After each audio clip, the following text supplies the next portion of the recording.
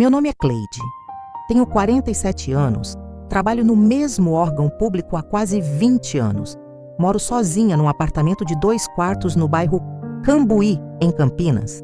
E durante a maior parte da minha vida adulta, eu fui a pessoa que segurava tudo. Não de forma dramática, sabe? Não era aquela coisa de heroína de novela, com música de fundo e todo mundo aplaudindo. Era do jeito silencioso mesmo. Era eu acordando às 5h30 da manhã de sábado para levar minha mãe ao médico, porque meu irmão tinha compromisso. Era eu pagando a conta de luz da casa da minha tia porque ela estava passando por um momento difícil. Era eu sendo a primeira a ligar quando alguém ficava doente e a última a receber uma ligação quando estava mal.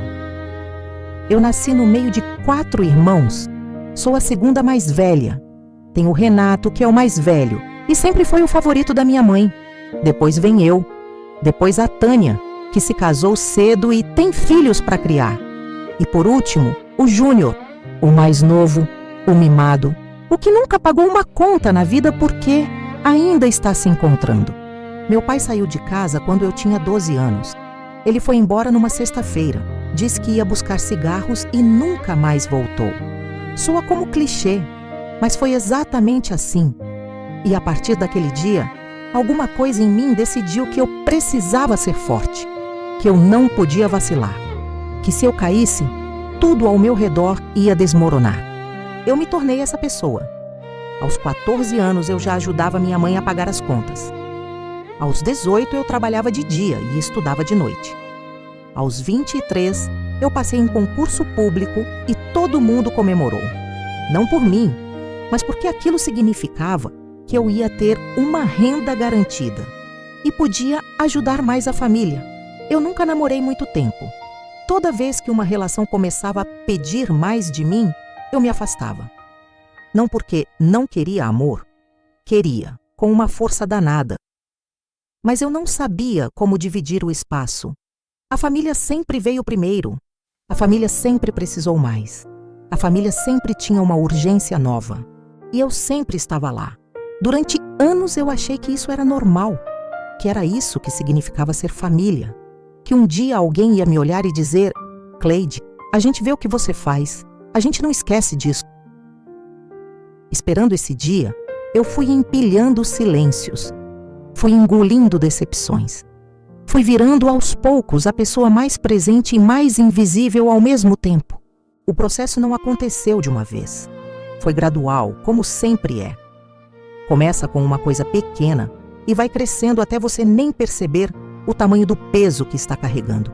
A primeira vez que eu me lembro de ter virado a pessoa de apoio de verdade foi quando o Renato separou da primeira mulher. Ele tinha 28 anos, eu tinha 26. Ele chegou na minha porta numa noite de quinta-feira com uma mochila de roupas e um olhar de cachorro espancado. Disse que precisava de um lugar para ficar por uma semana. Ficou 6 meses.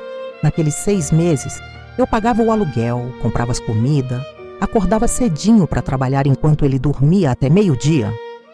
À noite, quando eu chegava cansada, ele queria conversar sobre a ex-mulher, sobre a vida, sobre os planos dele. E eu ouvia, sempre ouvia, porque era irmão, porque família se ajuda, porque se não fosse eu, quem seria? Quando ele foi embora, não me agradeceu. Disse: valeu, Cleidinha, e foi. Como se eu fosse uma pousada, como se 6 meses da minha vida custassem um valeu genérico. Mas eu engoli e continuei. Depois veio a fase da minha mãe com problema de saúde. Ela teve uma crise de pressão alta séria e os médicos recomendaram que alguém estivesse perto dela com mais frequência. Adivinhem quem foi a mais disponível da família?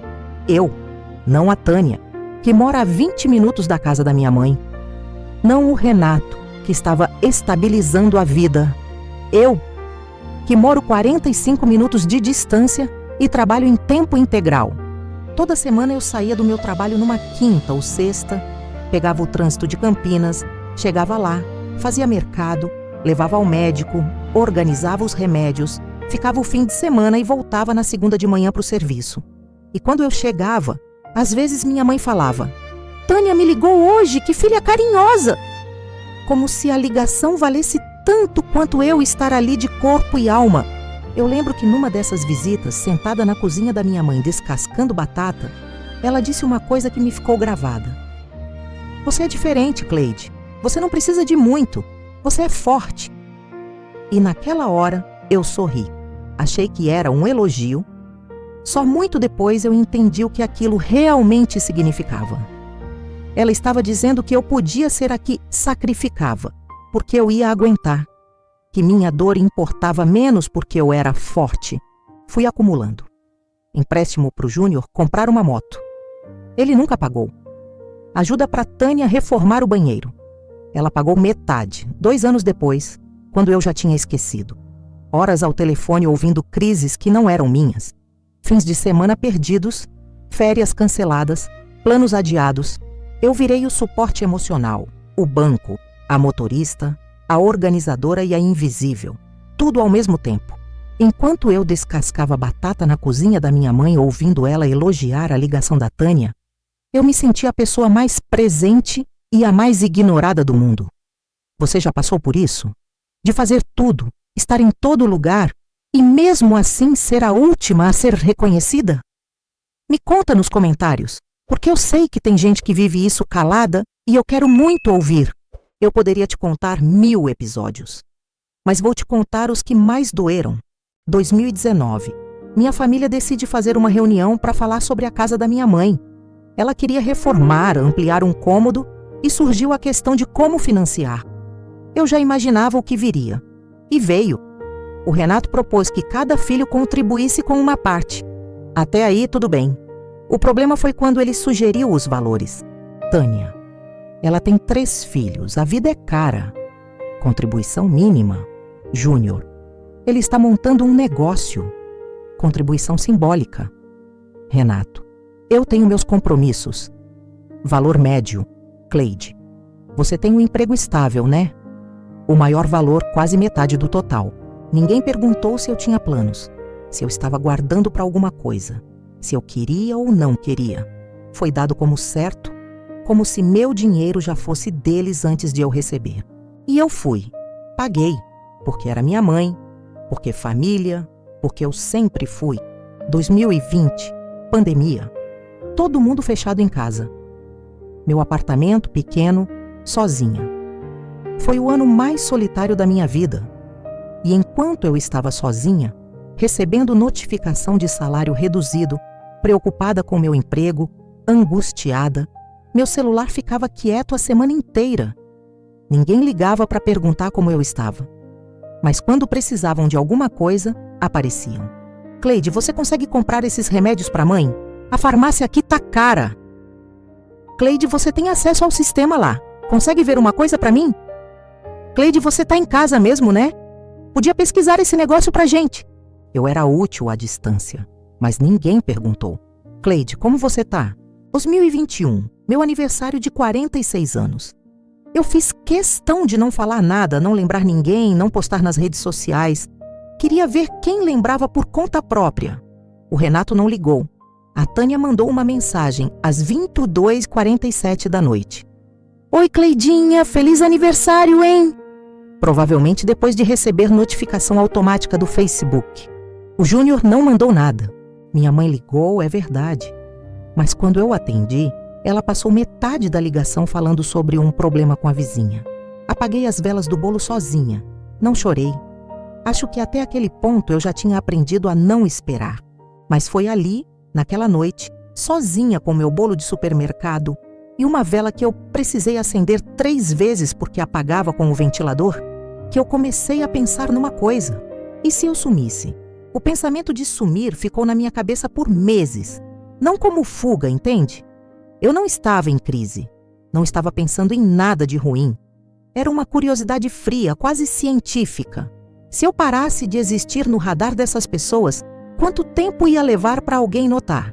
Mas o que me fez de fato tomar a decisão foi uma cena específica. Uma que eu não consigo esquecer até hoje. Era março de 2022. Minha mãe fez aniversário. Eu fui lá, como sempre. Levei bolo, presente, fiz o almoço. A Tânia apareceu com os filhos, o Renato apareceu com a nova namorada. O Júnior apareceu de ressaca, mas apareceu. Foi um almoço bonito, com risadas, aquelas fotos de família que todo mundo posta depois. No final da tarde, todo mundo foi embora. Eu fiquei para lavar a louça e deixar a casa arrumada, como sempre fazia. Minha mãe foi sentar na sala, cansada, e eu ouvi ela falando ao telefone com uma tia, falando sobre o almoço, falando sobre os filhos, e ela disse: eu ouvi, palavra por palavra. Foi tão bom ter todo mundo aqui. O Renato trouxe a namorada nova, bonitinha. A Tânia veio com as crianças, que alegria. E o Júnior, coitado, veio mesmo assim. Eu parei com a mão dentro da água com sabão, esperando ela falar meu nome, falar que eu tinha feito o bolo, que eu tinha cozinhado, que eu estava lá. Ela não falou. Ela passou para outro assunto e eu continuei lavando a louça com a garganta fechada, tentando não fazer barulho para não demonstrar que tinha ouvido. E naquela hora, com as mãos dentro da água fria e o coração pesando toneladas, eu tomei a decisão. Eu ia sumir, não de vez, não de forma dramática. Eu ia simplesmente parar de aparecer, parar de ligar, parar de responder na hora, parar de ser o suporte automático que todos esperavam. Eu ia me tornar ausente. E ia ver quanto tempo levava para alguém perguntar onde eu estava. Naquele momento, com as mãos na água fria e o nome da minha mãe não saindo da boca dela, eu senti que os anos todos de sacrifício tinham se dissolvido como espuma, como se eu nunca tivesse existido ali. Se você já viveu um momento assim, de perceber que seu esforço era invisível para quem mais importava, me conta nos comentários. Porque aquela noite mudou tudo para mim e eu precisava saber se estava sozinha nisso. Eu não contei para ninguém. Essa foi a primeira coisa diferente que fiz. Não pedi opinião, não desabafei, não consultei ninguém. Só eu sabia. A partir de abril de 2022, eu comecei o meu desaparecimento silencioso.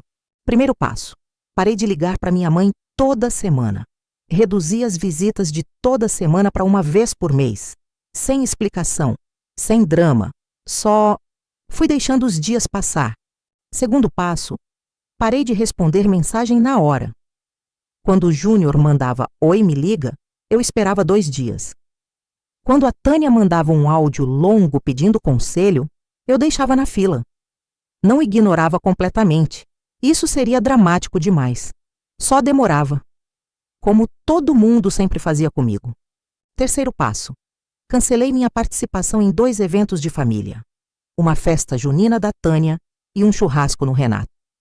Mandei mensagem curta: "Não vou conseguir ir, beijo." Sem justificativa elaborada. Sem me desculpar 100 vezes. Só não fui. E aí veio a parte mais estranha e mais dolorosa ao mesmo tempo. As primeiras semanas, silêncio total. Ninguém perguntou nada. O primeiro mês, minha mãe me ligou uma vez, mas era para pedir que eu pesquisasse um médico para ela. Eu pesquisei, mandei o número e a conversa acabou ali. 2 meses. Tânia mandou áudio perguntando se eu estava viva porque sumiu. Eu respondi: "Tô bem, só corrida aqui." Ela mandou um emoji de coração e nunca mais perguntou. 3 meses. Ninguém ligou. Nenhuma visita. Nenhum Cleide, a gente tá com saudade. Nenhum cadê você? Quando eu entrava nas mensagens em grupo da família, via as conversas acontecendo, as risadas, os memes, e eu não estava sendo mencionada. Era como se eu tivesse saído da foto, mas a foto continuasse sendo tirada igual. 4 meses, 5 meses, 6 meses. Eu estava bem. Isso foi outra coisa que me pegou de surpresa. Eu achei que ia me sentir culpada, ansiosa, mal. E às vezes eu ficava mal. Uma fisgada de tristeza numa noite de domingo, um aperto no peito quando via foto de família. Mas no dia a dia, eu estava bem. Estava dormindo melhor. Estava lendo mais. Tinha voltado a fazer caminhada às manhãs. Tinha marcado um final de semana na Serra da Canastra, com uma amiga de trabalho, a Patrícia. Coisa que eu nunca teria feito antes porque sempre havia alguma coisa de família para resolver. 7 meses, 8 meses. Eu estava quase me convencendo de que isso era só a minha nova vida normal, que eles tinham simplesmente me deixado ir. Quando aconteceu? Foi em novembro de 2022, 8 meses depois do meu aniversário da minha mãe. 8 meses de ausência silenciosa. Minha mãe foi internada. Não era nada gravíssimo. Uma crise de pressão mais séria. Precisou ficar 2 dias no hospital para observação. Mas foi o suficiente para todo mundo entrar em pânico. E foi o suficiente para eu finalmente ter a resposta que eu estava esperando. O Renato me ligou às 10h47 da manhã de uma terça-feira. Eu vi o nome dele na tela e fiquei olhando por uns 3 toques antes de atender. Cleide, cadê você? A mãe tá internada, eu precisei te ligar porque você sumiu. Ninguém tá te achando. Você não aparece faz tempo. Eu deixei ele falar. Fui ouvindo. E ali, com o telefone no ouvido, eu fiz uma conta rápida na cabeça. 8 meses. Eu tinha sumido por 8 meses e o primeiro contato real, de verdade, de cadê você? Só veio quando alguém precisou de alguma coisa. Não foi uma ligação de saudade de você. Não foi a gente ficou preocupado. Foi. A mãe tá internada e a gente precisa de você. Fui ao hospital, porque era minha mãe e isso nunca foi em questão. Mas eu fui de um jeito diferente. Fui com os olhos abertos. No corredor do hospital, o Renato me olhou com aquele ar de quem não entende o que aconteceu. Você sumiu, Cleide. A gente ficou preocupado. E eu olhei para ele e perguntei com calma, quase curiosa. Quando foi que você ligou para perguntar como eu estava nos últimos 8 meses, Renato? Ele ficou sem resposta. A Tânia ficou me olhando de um jeito esquisito, como se eu tivesse mudado de alguma forma que ela não conseguia nomear. O Júnior ficou no celular a maior parte do tempo. Minha mãe, quando eu entrei no quarto e ela me viu, disse: "Minha filha, eu precisava de você. Não, eu senti sua falta. Não, que bom te ver. Eu precisava de você." E eu segurei a mão dela, porque era minha mãe e eu amava ela. Mas por dentro, uma coisa finalmente se encaixou no lugar certo. Não com raiva, não com amargura, com clareza. Eu sabia agora. Sabia de verdade, não como suposição, não como medo. Eu sabia com certeza. Para aquelas pessoas, eu não era Cleide. Eu era uma função. Eu era o suporte. Eu era o recurso disponível. E quando o recurso ficou indisponível por 8 meses, ninguém veio checar o recurso. Só vieram correr quando precisaram usá-lo de novo. Essa clareza não me destruiu, pelo contrário, me libertou. Nos meses seguintes, eu tomei decisões que nunca tinha tido coragem de tomar. Parei de pagar contas que não eram minhas. Comecei a dizer não sem justificativa elaborada. Marquei as férias que eu sempre adiava. Comecei a sair mais com a Patrícia e com outras amigas do trabalho. Comecei a cuidar do meu apartamento como se ele fosse um lar. Não só um lugar onde eu dormia entre um sacrifício e outro. A família estranhou. Teve atrito. O Renato disse que eu tinha mudado. A Tânia disse que eu estava sendo egoísta. Minha mãe ficou quieta por um tempo. Mas eu não voltei a ser o que era. Não porque eu parei de amar eles, mas porque eu aprendi, da forma mais difícil e mais honesta possível, que amor que só aparece quando precisa não é amor, é comodidade. E eu, pela primeira vez em 47 anos, decidi que minha vida não ia mais ser a comodidade de ninguém. Ainda hoje, quando eu lembro daqueles 8 meses de silêncio, eu não sinto arrependimento. Sinto que foi o experimento mais honesto que eu poderia ter feito. Sem briga, sem acusação, sem drama. Só a realidade nua e crua de quem aparece e quem fica quando você sai do caminho. E a resposta que eu recebi mudou tudo. Eu sei que tem muita gente que vai me julgar por isso, por ter sumido, por ter testado a família dessa forma. Mas só quem carregou esse peso por anos sabe o quanto essa clareza era necessária. Você, no meu lugar, teria coragem de fazer o mesmo? Ou teria ficado esperando por aquele reconhecimento que nunca vem? Me conta nos comentários. Eu quero muito saber a sua história.